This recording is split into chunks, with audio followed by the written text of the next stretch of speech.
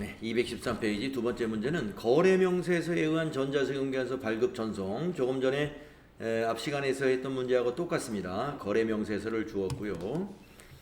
예, 여러분 거래명세서라는 것은 세금계산서 발급 전 단계의 거래를 증명하는 영수증이라고 보시면 돼요. 거래 증빙서 중에 하나예요. 세금계산서하고는 좀 다릅니다. 예. 그래서 7월 15일 날 5천만 원 공급가액 세액 500만 원, 거래처는 데일리룩에다가 공급을 했습니다. 빨강색이니까 우리가 공급자죠. 우리 회사는 지금 주식회사 3일패션입니다. 자, 데일리룩의 여성 자켓을 전액 현금으로 매출했습니다. 분계를 해보시오. 한번 분계 써보실까요? 차변에는 이번에는 현금이 되겠네요. 현금이 증가하죠. 5,500만 원 증가하겠네요. 대변은 상품 매출이죠.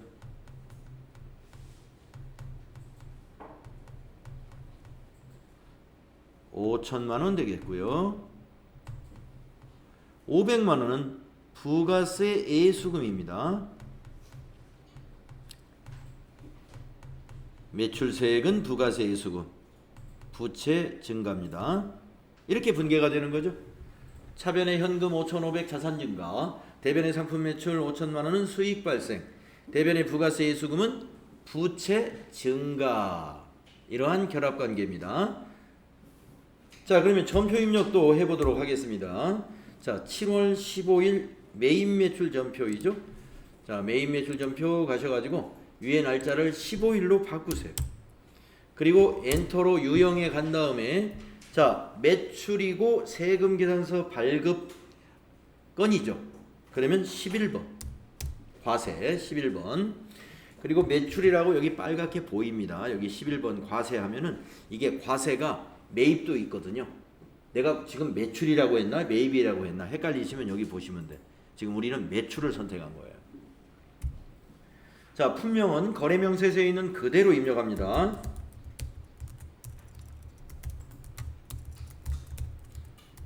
수량도 그대로요.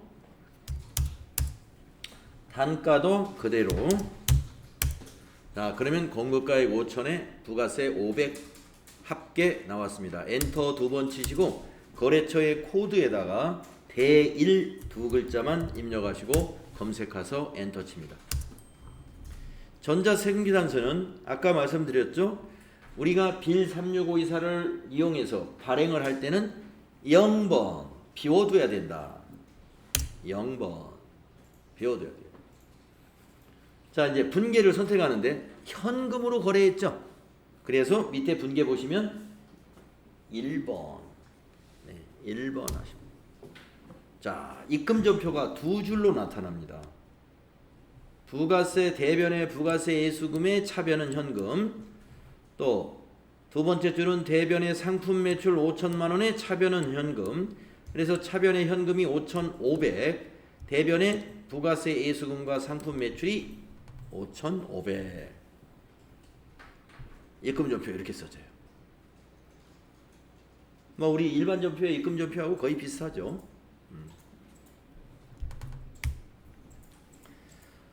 자, 그러면은 이 문제는 역시 전자세금계산서 발급 전송하라는 문제가 포함되어 있어요. 그러므로 어디로 갑니까? 전체 메뉴에 가서 여기 부가가치세 2라는 박스에 전자세금계산서 발행 및 내역관리 이쪽으로 가더라. 클릭하시고 아까 했던 걸 기억을 더듬어 보세요. 자, 기간은 우리가 입력했던 날짜 7월 15일 7월 15일부터 7월 15일 것만 보면 되죠. 엔터 밑에도 3번 치시면 이와 같이 딱 조회가 되더라. 그럼 어떻게? 앞에 체크하시고 위에서 전자발행 눌러주시고 로그인해서 확인 눌러주시고 세금계산서 발행창이 나오면 밑에서 발행 눌러주시고 발행되었습니다 하면 확인 눌러주시고 자, 오른쪽 상단에 다시 아카데미 전자세금계산서로 다시 한번 들어가죠. 홈페이지 나오면 로그인 눌러주시고 세금계산서 리스트가 나오면 왼쪽에서 미전송 체크하시고 그리고 매출조회 눌러주시고 조회가 되면 발행 눌러주시고 발행이 완료되었습니다 해서 확인 눌러주시고 확인하시면 됩니다. 네, 그리고 요 창 닫아주시고 이것도 닫아주시면 돼요. 조회 안 눌러봐도 상관없어요. 예, 메인 매출 전표에 오셔가지고 또 꼭 조회를 눌러야만 되는 것은 아닙니다. 다음 작업을 하시면 되는데 우리는 지금 연습이니까 한번 시간도 많고 조회. 예, 그러면 여기 전자 발행 나와 있고요. 시험 보는 날은 일일이 조회 같은 거 눌러가지고 거기 뜨는지 안 봐도 됩니다. 예. 찝찝하면 한번 눌러보세요. 예, 잠깐 전자 발행 떠 있습니다. 자, 그러면 이것이 어디로 반영됐어요? 상품 매출은 손익계산서로 갔을 것이고 여기 있는 것은 부가세 신고서와 세금계산서 합계표에 갔겠죠. 한번 보러 가겠습니다. 전체 메뉴 가셔가지고 세금계산서 합계표부터 보겠습니다. 세금계산서 합계표 7월부터 9월로 조회해보세요. 자꾸 조회하는 이유는 이거 여러분 볼 줄 알아야 되기 때문에 그렇습니다. 예. 볼 줄 모르면 4점을 놓치는 수가 있어요. 예. 자, 세금계산서 합계표. 전자세금계산서가 매출처 2곳이고 매수는 2매다. 그 리스트는 이렇게 된다 하고 나타나 있습니다. 지금 매출 세금계산서이기 때문에 이쪽에 나중에 매입을 입력하면 아래쪽에 나타납니다. 자, 전자세금계산서 저장하고 닫아도 돼요. 위에 오른쪽 상단에 저장 예하고 닫아주시면 됩니다. 다음에 어디로 가보느냐? 이제 부가가치세 신고서로 가봅니다. 7월부터 엔터, 9월 엔터. 그러면 아까 저희가 저장을 해놨었어요. 조금 전에 저장을 했기 때문에 이렇게 안내창이 나옵니다. 저장된 내용이 있습니다. 불러오시겠습니까? 근데 꼭 해야 될 것 같죠? 안 됩니다. 아니요 해야 됩니다. 왜냐면은 하게 되면 제가 한번 해볼게요. 했어요. 왜 세금계산서 발급이 공급가액이 왜 1,000만 원밖에 안 돼요? 6천만 원 돼야 되는데. 자, 방금 한 것은 뭐냐면 지금 방금 전에 추가 입력한 것이 여기에 반영이 안 된 거예요. 조금 전에 우리가 저장했던 것을 그냥 불러냈을 뿐이에요. 그래서 자, 다시 위에 거를 조회를 누르겠습니다. 조회 누르면 다시 또 물어봅니다. 저장된 내용이 있습니다. 불러오시겠습니까? 여기서 아니요 해야 반영이 됩니다. 네. 얘 눌렀을 때요. 네. 오른쪽 위에 새로 불러오기 눌러도 되나요? 1,000만 원이 샀잖아요. 얘를 누르면. 예. 1,000만 원하고. 그때 새로 불러오기를 누르면. 1,000만 원이네요. 네. 다시 작성을 하면 되니까요. 네. 저는 지금 조회를 눌렀어요. 조회. 예. 조회를 눌렀고. 그러면은 여기 6천만 원 나타나죠. 6천만 원 나타나.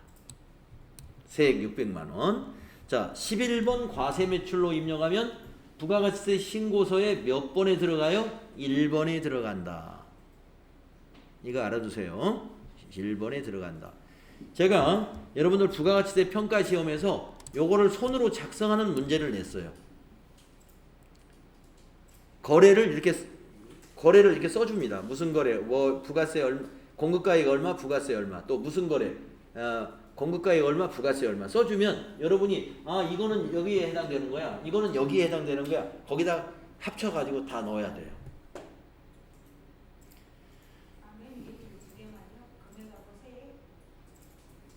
네, 이 안에서.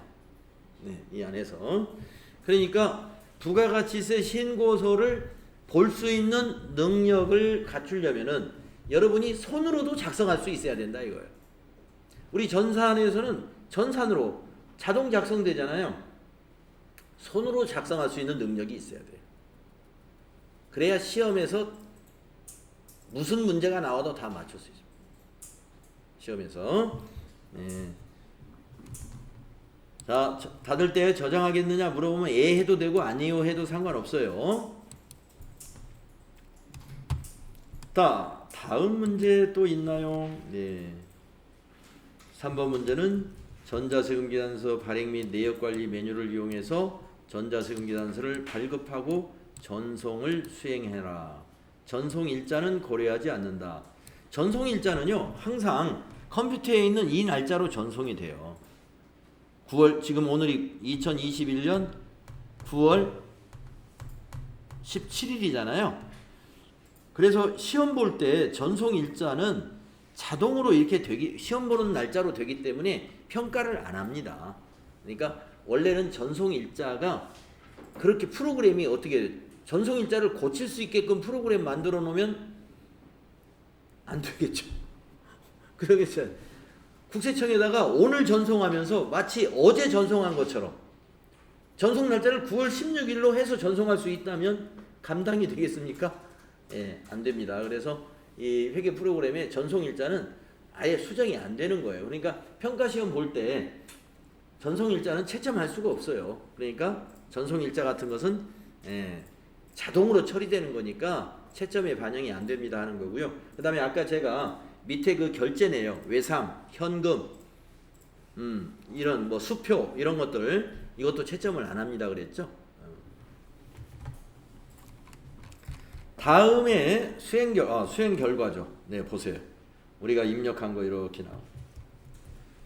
자, 7월 10일 거 이거 기억나세요? 11번 과세 매출을 했죠. 품명에다 여성 정장 썼죠.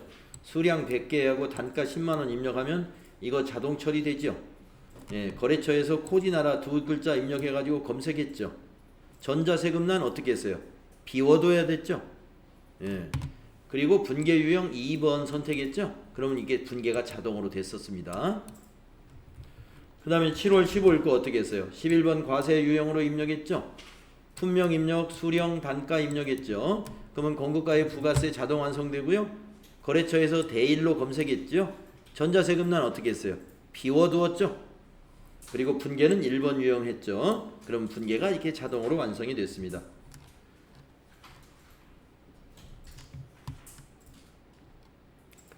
그것은 이제 세금계산서를 발급하고 돌아오면은 이렇게 해서 발급했잖아요. 그래서 이렇게 해서 발급하는 절차를 그림으로 이렇게 설명해 놨어요. 우리는 한 건 한 건 했는데 여기서는 두 개를 한꺼번에 했네요. 네, 좋아요. 어쨌든 발급하고 와서 메인 매출 전표에 들어와 보면 메인 매출 전표 7월 달 거에 이 10일 날과 15일 날 거가 이 전자세금란에 전자발행 이렇게 나와 있게 된다 이거예요. 자, 수행 팁을 한번 볼까요? 시험에서는요. 매출 전자세금계산서에서 세금계산서에 대해 발급 전송하는 문제가 딱 한 문제만 나와요. 세금계산서 발급 전송하는 것은 한 문제만 하라고 그래요. 하나만. 하나만. 출제되고 그 외에는 1번 전자입력으로 해라. 그러니까 여기에 전자세금계산서면은 발급 전자발행으로 나오는 문제 한 문제 나올 것이고 나머지는 거기다 1번 입력하라고 해요. 전자입력을 입력해라 이렇게 나옵니다. 시험에서. 그러면 여러분 여기다 1번 입력하시면 돼요. 여기다가. 자, 11번 과세매출 연습했습니다. 자, 다음에 보니까 전자세금계산서 발급 전송의 취소가 나오는데요. 역순으로 취소하면 돼요. 시험에는 안 나와요. 취소하라는 건 시험에 나오지 않습니다.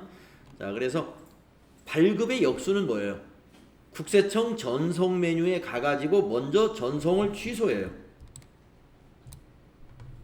여기 매출 조회를 눌러가지고 전송된 것 중에 이 전송 성공된 거 있죠? 거기 가서 전송을 취소합니다.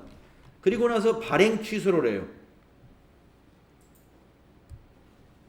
발행 취소. 발행 취소가 여기에 있어요. 아까 전자세금계산서 발행 및 내역관리 메뉴에 가면 발행 취소라는 메뉴가 여기 있어요. 국세청 전송. 그러니까 아카데미 전자세금계산서에 맨 나중에 갔잖아요. 우리는. 근데 취소할 때는 여기를 맨 먼저 가. 거기서 발행 취소를 먼저 하고 그 다음에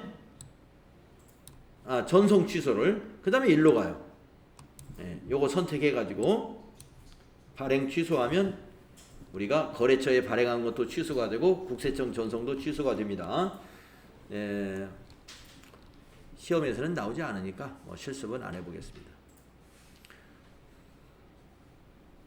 다음 이제 메인 매출 전표 입력을 더 연습해야 되잖아요.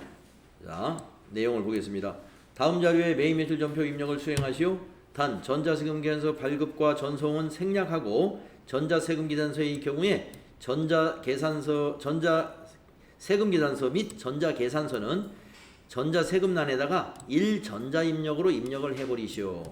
네, 요 밑에 문제들은 세금계산서 발급 전송하지 말라 이거야. 그냥 전자입력 해버리래요. 그래야 세금계산서 합계표에 전자란에 들어가요.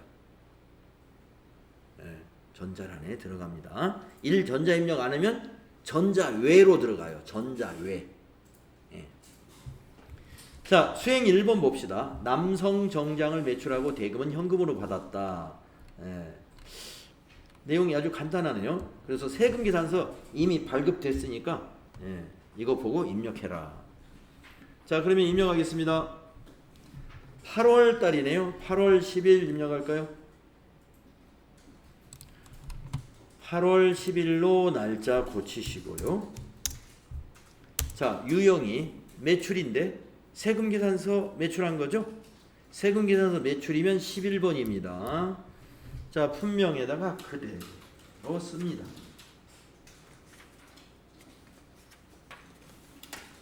남성 정장이다. 수량 그대로 100개. 단가 30만원. 거래처 코디나 전자세금 1번 하라고 그랬죠? 이게 전자세금계산서니까 1번 해주세요. 전자입력. 자, 분계는 현금으로 받았죠? 현금은 1번. 그러면 밑에 입금전표 2줄. 네, 조금 거다고 똑같네요. 차변의 현금, 대변의 부가세 수금. 차변의 현금, 대변의 상품 매출. 네, 3천만원. 그럼 매출액이 지금 얼마가 됐을까요? 처음에 1,000만원. 두 번째 5천만원. 지금 3천만원. 그럼 매출액에 가면은 9천만원 들어갔겠네. 손익계산서 매출액에. 좀 이따 가서 한번 봅시다.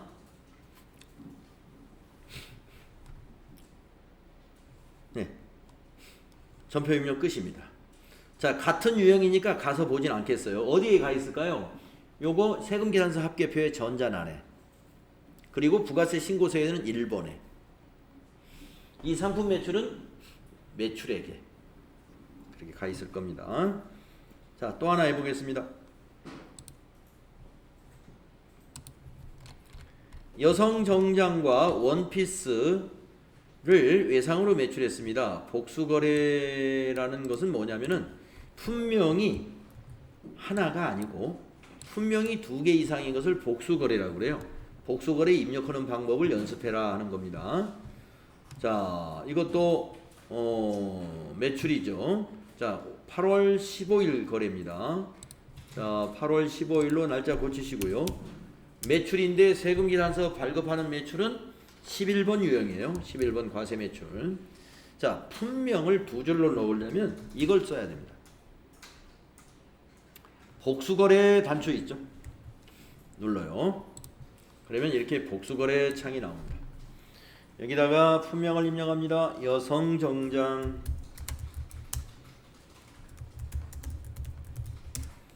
수량은 20개. 단가는 50만원.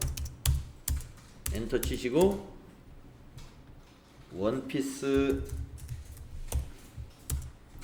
수량은 20개. 단가는 20만원. 그리고서 여기서 확인을 누릅니다. 그러면 여기 품명란에 뭐라고 나오느냐? 여성 정장 외라고 나타나죠. 그리고 합계로 공급가액과 부가세가 나오고요. 내가 금액 수량 단가를 제대로 넣었는지를 확인하기 위해서 이 합계 금액을 한번 체크해 봐야 돼요. 예, 세금계산서의 합계 금액과 일치하는지 예, 15,400,000 일치하죠? 예. 만약에 봤더니 합계가 서로 다르네. 그럼 뭐예요? 수량 단가 잘못 넣었다는 거죠. 어디 가서 고치시느냐? 여기 분명란이 있죠? 여기를 더블 클릭하면 돼요. 그러면 이 창이 팝업이 딱 나옵니다. 복수거래 안내 메시지. 복수거래 안내 메시지에서 복수거래 보기를 눌러요. 복수거래 보기. 그러면 이렇게 아까 입력했던 화면이 나와요. 여기서 금액이 틀렸다는 것은 수량이나 단가 중에 오류가 있다는 거예요. 이걸 바로 잡아주시고 다시 확인 눌러서 나오면 여기 금액이 수정이 됩니다. 복수거래 수정하는 방법, 품명란에서 바로 입력하면 안 돼요. 더블 클릭, 그리고 복수거래 보기. 자, 거래처 입력하겠습니다. 거래처는 멋쟁이. 전자세금은 뭐예요? 1번 전자세금 계산서니까 1번. 분계는 무슨 분계예요? 외상 2번. 그러면 외상매출금 1,540만원, 대변의 부가세 수금 140만원, 대변의 상품매출 1,400만원. 그럼 지금 매출액이 1억 400만원이 됐겠네요. 1억 400. 네. 자, 이것도 똑같은 자리에 갔겠네요. 전자세금 계산서 안에 세금계산서 합계표에 들어갔을 것이고, 이것도 부가가치세 신고서에 1번에 들어가 있어요. 1번에. 예, 계속 더해져 있어요. 매출액하고 똑같이 1억 400 잡혀 있을 겁니다. 조금 이따 보도록 하고요. 그 다음에 세 번째 거, 블라우스 상품을 매출하고 대금은 신한은행 보통예금 계좌로 받았다. 자, 지금까지 대금을 현금 아니면 외상만 했죠. 예. 근데 이번에 다른 것은 돈 받는 것만 달랐어요. 보통예금으로 받았다. 예. 분계만 달라집니다. 자, 그러면 입력하겠습니다. 작성일자 이 날짜로 입력하는 거예요. 작성일자를 보고 입력하세요. 8월 21일에 메인 매출 전표에 입력합니다. 8월 20일로 고치시고, 자, 세금 계산서죠. 세금 계산서 판매는 11번. 네, 11번. 품명은 블라우스.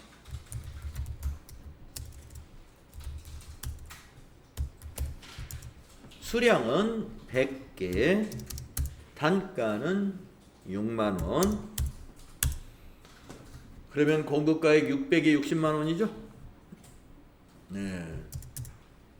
거래처. 공급받는 자가 거래처예요. 신사. 전자세금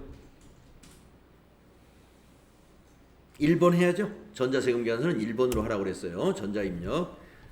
자, 분계. 자, 보세요. 현금 거래도 아니고, 외상 거래도 아니고, 카드 거래도 아니고, 그런 것은 3번입니다. 혼합. 그래서 3번. 자, 혼합은 반자동이에요. 대변만 완성을 해줬어요. 맞는가 보세요. 부가세 예수금. 네, 매출세액은 부가세 예수금인 거 아시죠? 부채 증가. 그 다음에 블라우스 공급가액은 상품 매출 가는 거 맞죠? 수익 발생. 이거 600만 원이 어디로 가야 돼요? 매출액으로 가야 돼요. 까먹었다. 그러면 1억 400에서 600되는 1억 1000만 원 됐겠죠. 1억 1000만 원.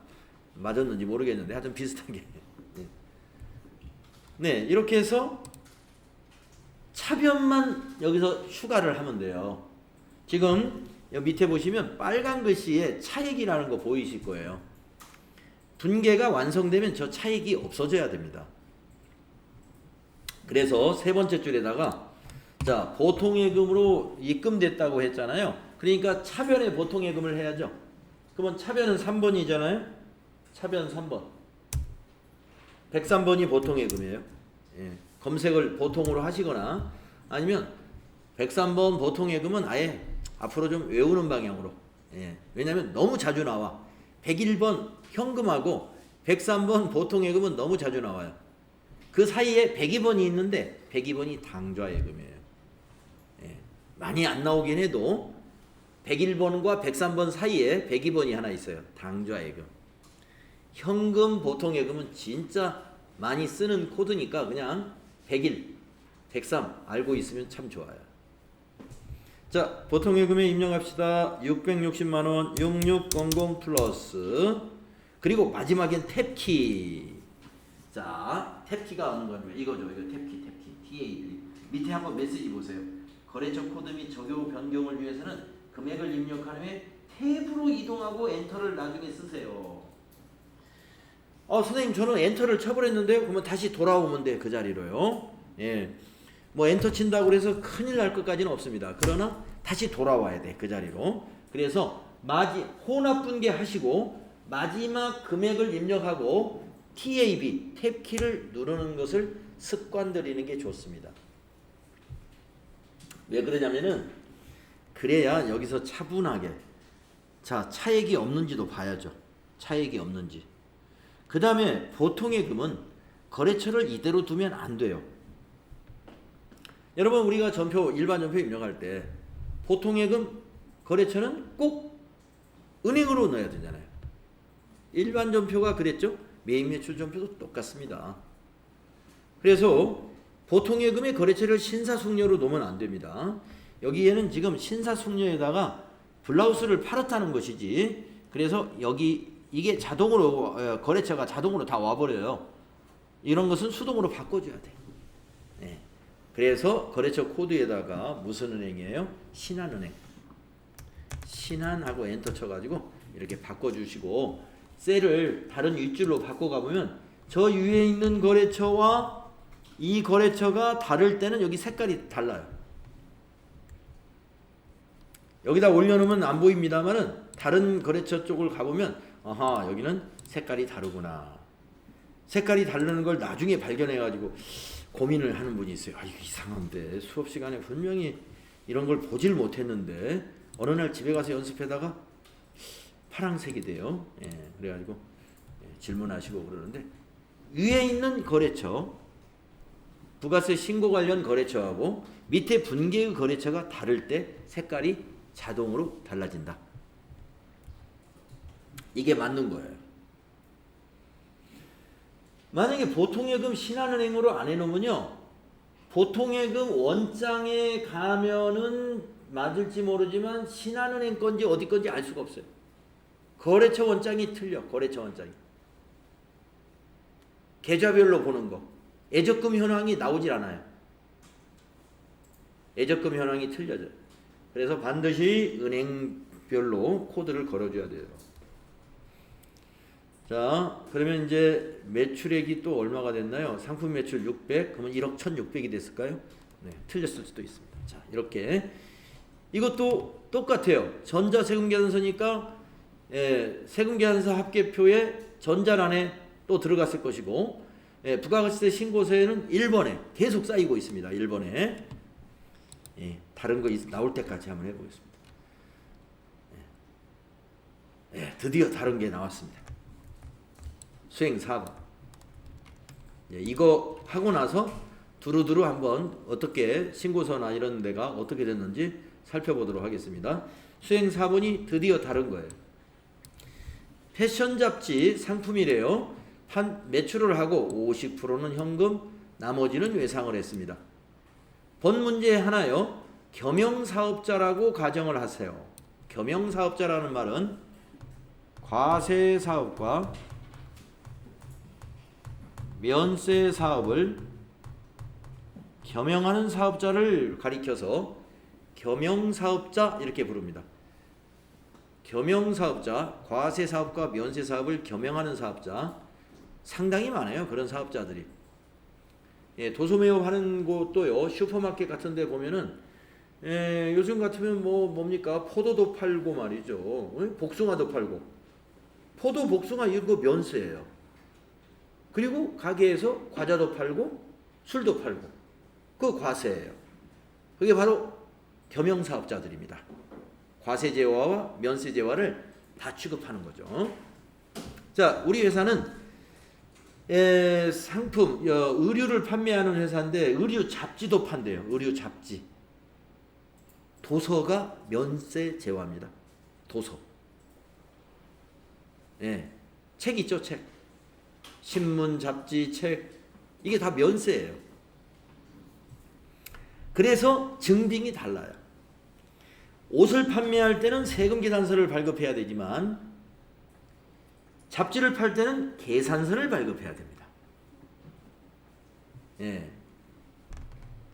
계산서 발급은 부가세 신고서에 1번에 들어가면 안 되겠죠. 왜요? 면세인데요. 면세는 과세 표준이 아닙니다. 과세 표준이 아니에요.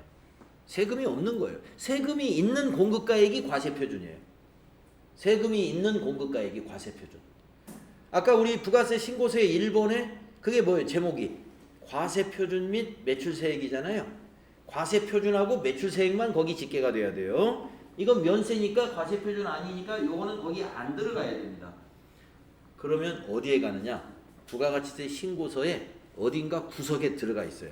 그걸 우리가 보러 갈 겁니다. 자, 그러면 입력할까요? 날짜는 8월 25일이죠. 계산서는 뭐예요? 무조건 매입 매출 전표에 넣는다고 우리 배웠죠? 세금 계산서나 계산서는 무조건 매입 매출 전표에 입력하는 거예요. 자, 가겠습니다. 날짜가 8월 25일 고치시고 유형이 달라요. 자, 계산서 매출은 몇 번이라고 그랬죠? 예, 13번. 예, 13번입니다. 면세 매출입니다. 예, 품명에다가 패션 잡지 쓰시고 수량에다가 20개, 단가에다가 2만원. 부가세 없죠? 예, 거래처는 데일리룩. 자, 전자라는 뭐냐? 전자계산서잖아요. 이것도 전자입니다. 그래서 1번 전자 입력. 분계는 뭐냐면은 50%는 현금이고 50%는 외상. 혼합입니다. 혼합. 3번. 자, 혼합은 반자동이에요. 상품 매출. 예. 상품 매출 40만 원. 맞아요. 잡지도 면세 상품이라고 그랬어요. 그러니까 상품 매출 맞아요. 자, 내려와서 자, 상품 매출이니까 손익계산서의 매출액에는 갑니다. 근데 어디에 안 들어가요? 부가가치세 신고서의 과세 표준에는 안 가요. 지금까지 우리가 입력했던 그 전표들은 전부 다 부가가치세 신고서의 과세 표준에도 가고 그 똑같은 금액이 손익계산서의 매출액에도 갔죠. 이게 달라요. 이거는 부가세 신고서의 과세 표준에는 안 가고 손익계산서의 매출액에는 간다. 매출이니까 매출액에는 가지만 면세니까 과세 표준이 아니다 이거예요. 자, 그러면 이제 입력할까요? 먼저 차변, 두 번째 줄에 차변에 101번 현금 절반이니까 20만원 엔터 치시고 또 차변, 나머지는 외상이죠? 108번 외상 매출금도 108번을 그냥 외워버리는 게 좋아요. 네, 108번도 참 잘 나와요. 외상 매출금. 네, 현금 외상 매출금 정말 잘 나와요. 101번, 108번. 네, 한번 외우려고 노력을 해보세요. 이거 아예 코드로 입력하면 참 편합니다. 자, 금액은 20만원. 마지막에는 탭키를 친다. 탭키를 친다. 자, 차액이 없는가 보고, 그리고 혹시 거래처 바꿀 건 없는지. 특히 수동으로 입력한 경우에 거래처 바꾸는 경우가 많아요. 그러니까 현금은 거래처 있으나 마나요. 외상 매출금 데일리룩 맞죠? 그대로 두면 되는 거예요. 바꿀 것은 없어요. 자, 그러면 이제 우리가 13번 유형이라는 걸 넣어봤기 때문에 우선 부가세 부속서류부터 보고요. 그 다음에 이것이 40만원까지도 매출액에 들어가 있는 것을 또 보도록 하겠습니다. 자, 전체 메뉴 가셔가지고 자, 세금계산서 합계표부터 보겠습니다. 자, 세금계산서 합계표 날짜는 7월부터 9월, 정기신고 엔터, 이미 저장된 데이터가 존재합니다. 저는 이걸 저장했나봐요. 데이터를 새로 반영하시겠습니까? 부가세 신고서하고 질문이 달라. 부가세 신고서에서는 이미 저장된 데이터가 있습니까? 있습니다. 불러오시겠습니까? 근데 이거는 새로 반영하시겠습니까? 질문이 달라요. 예 해야 반영이 됩니다. 예, 여기서는 예. 자, 그래서 매출처는 4개, 매수는 5매래요. 전부 전자죠. 세금계산서입니다. 코디나라, 데일리룩, 신사, 멋쟁이. 전부 부가세 있습니다. 4천에 400, 5천에 500, 600에 60, 1400에 140, 10%씩. 방금 40만원짜리는 여기 안 나오죠. 왜냐? 세금계산서 합계표니까. 계산서 합계표가 따로 있습니다. 자, 세금계산서 합계표 1억 1천만원에 1억 1천만원 맞네요. 아까 매출액 제대로 계산했었네요. 1억 1천만원에 부가세 1100만원. 이게 어디로 가요? 1번으로 갈 거죠? 자, 닫고 다음에 전체 메뉴에 가셔가지고 그 계산서 합계표라고 밑에 또 하나 있어요. 자, 7월부터 9월로 또 조회해 봅시다. 계산서는 여기에 매출 계산서 전자란에 하나 이렇게 옵니다. 자, 이 계산서 합계표 세금이 없죠? 공급가액만 보이고요. 이거는 손익계산서로는 가지만 과세표준으로는 안 갑니다. 부가세 신고서의 한쪽 구석에 들어가 있어요. 자, 그러면 닫아보겠습니다. 자, 계산서 합계표가 따로 있는 거 여러분 확인하셨죠? 자, 이제 부가세 신고서를 먼저 가보겠습니다. 부가가치세 신고서 열어주시고요. 7월부터 9월로 조회하시겠습니다. 자, 저장된 내용이 있습니다. 불러오시겠습니까? 여기서는 아니요가 맞아요. 아니요. 아니요. 자, 1번에 들어간 거 1억 1천만원 과세표준. 자, 여기 타이틀이 이거입니다. 이거 타이틀 과세표준 및 매출세액입니다. 어디가 과세표준이에요? 이 자리가 과세표준. 어디가 매출세액이에요? 이 자리가 매출세액. 예. 그래서 여기 들어간 건 과세표준이 들어가는 거예요. 그럼 면세 아까 40만원은 어디로 갔지? 한쪽 구석에 들어가 있다고 그랬죠? 앞면이 여기고요. 뒷면에 가야 됩니다. 뒷면은 여기 과표라는 단추 한번 눌러볼까요? 과표. 네, 이 과표라는 곳에 보시면은 과세표준 명세에 도소매 의류로 1억 1천만원, 그 다음에 면세 수입금액. 수입금액이라는 것은 매출이라는 거예요. 면세 매출. 도소매 의류로 40만원. 28번과 80번에 반영이 되는데 이 앞장이 아니라 이거 뒷장이에요. 뒷장. 이와 같이 과세표준 쪽이 아닙니다. 과세표준 쪽이 아니에요. 그래서 면세 수익금액이라고 따로 부가세 신고서에 나타나긴 해요. 그런데 계산서를 보고 여러분이 여기다 입력하면 돼요? 안 돼요? 안 된다. 여기 계산서 입력하는 난이 없어요. 계산서는 여기다 입력하면 여기에 기록이 안 됩니다.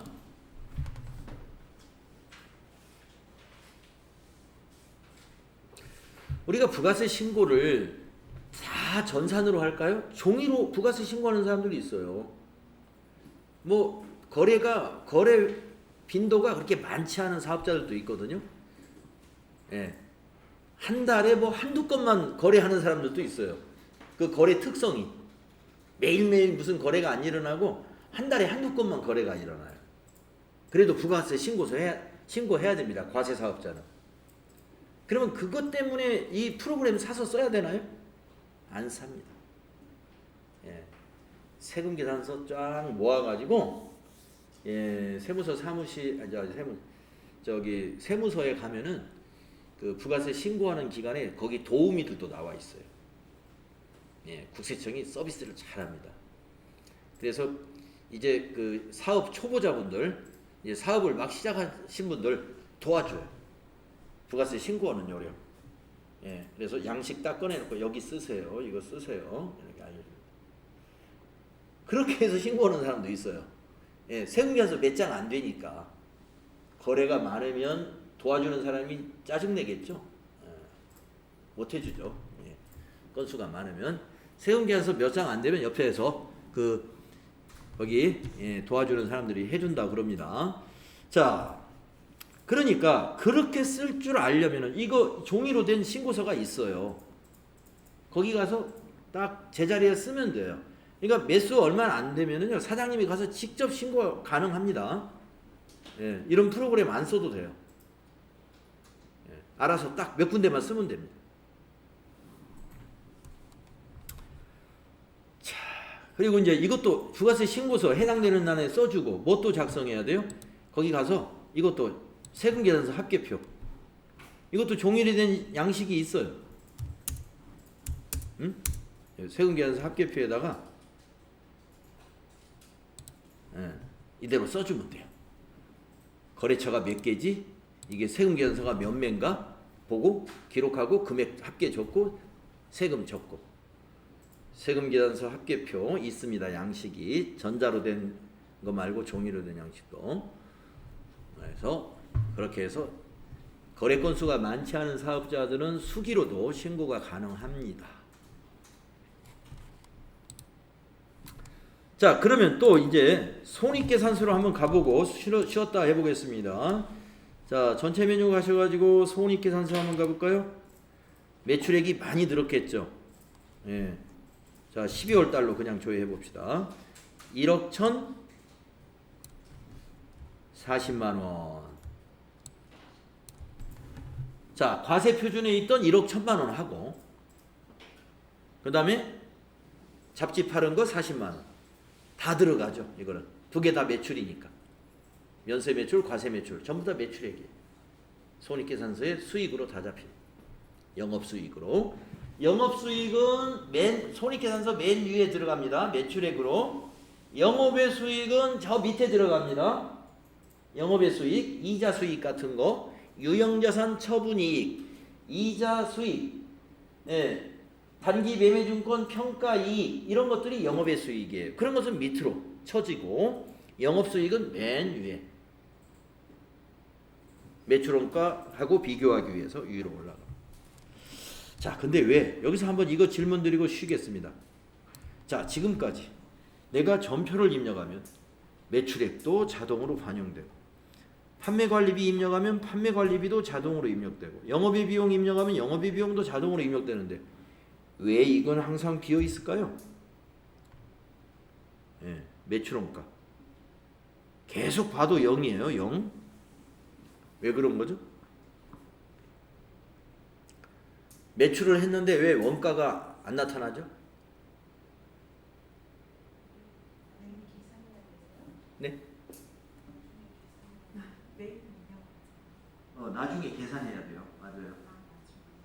매출원가 계상은 결산 수정분계예요. 매출원가가 매출할 때마다 매출원가를 계산하는 방식으로 우리 회계 처리를 하는 게 아니고 여러분들 아마 이론 배울 때 매출원가 인식 방법이 우리는 별도로 인식하는 방법을 채택하고 있죠. 그 별도 인식이 언제냐? 결산 때. 결산이 끝나야 매출원가가 나타납니다. 네, 나중에 이제 이 회사 결산까지 할 거예요. 결산 끝나고 와보면 여기 매출원가 계산되어 있어요. 지금은 안 나타납니다. 그래서 매출원가를 우리가 판매할 때마다 원가를 인식하는 게 아니라 나중에 한꺼번에 어떻게 계산해요? 기초상품 재고액 언제? 기초상품 재고액은 우리가 전기말 재무상태표 입력할 때 기말상품 재고액이 여기 기초예요. 올해 이미 이건 정해졌어요. 근데 단기상품 매입액 아직 우리가 매입 거래 하나도 입력 안 했죠. 매입 하나도 입력 안 했어요. 좀 이따 이제 매입 다음 시간쯤에 매입 거래 입력해요. 그러면 이제 그거는 여기 이제 들어가요. 기말 상품 재고액, 기말 상품 재고액이 전기 기초가 그대로 왔네요. 요건 기말 상품 재고액은 결산할 때 고쳐줘야 돼요. 조사해가지고 얼마다. 이거 고쳐주면 여기다 이제 고쳐지면 이 매출원가가 딱 계산됩니다. 그것을 결산 때 여러분이 확인하게 된다. 자, 그러면은요. 자, 이제 메인 매출 전표에서 매출에서 여러분 두 가지 해봤습니다. 11번, 13번. 네, 11번, 13번은 이제 확실히 알겠죠? 네, 이제 매출 남은 게 17번 남았어요. 다음 시간에 여기서부터 하겠습니다.